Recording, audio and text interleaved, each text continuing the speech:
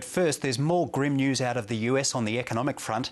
To check out what the market's made of the latest week employment figures, it's over to Jane Edwards. Jane. Thanks, Neil. And the only real question to ask was why Wall Street didn't fall further. Figures showing no jobs were created in August caused blue chips to slump by 2% on Friday and the broader market by 3% before investors retreated for a long weekend to lick their wounds. That means we're facing a dismal day on the local market tomorrow.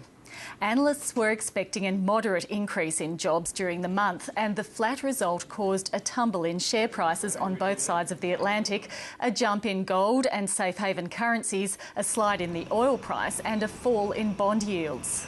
The economy grew at such a slow pace, under 1% in the first half of the year, but these credit spreads, treasury yields and stock prices and even other asset classes seem to reflect the chance that it could tip, because this growth rate is in stall speed zone and could easily cause the economy to tip.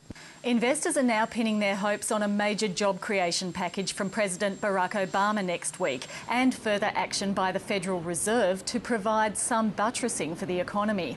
The jobs report brought to an end a sustained rally on world share markets, and most were up over the week. The UK was the best performer, rising by 3%, while the Australian market managed a 1% increase. With details, here's Tom Elliot.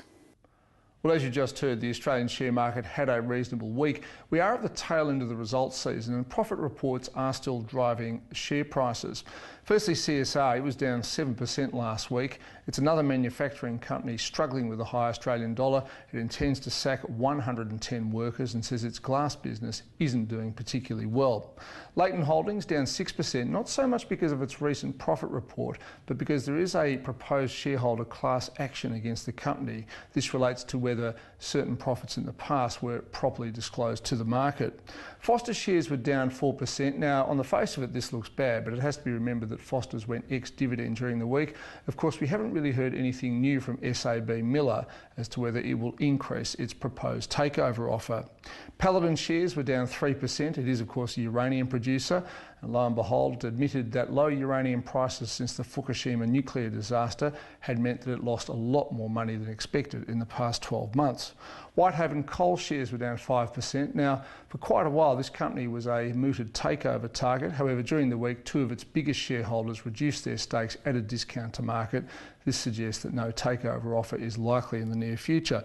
And Telstra shares were down 1%. They were down a fair bit more early in the week when the ACCC came out and said it had problems with Telstra's proposed NBN deal. However, the shares did climb back later on during the week.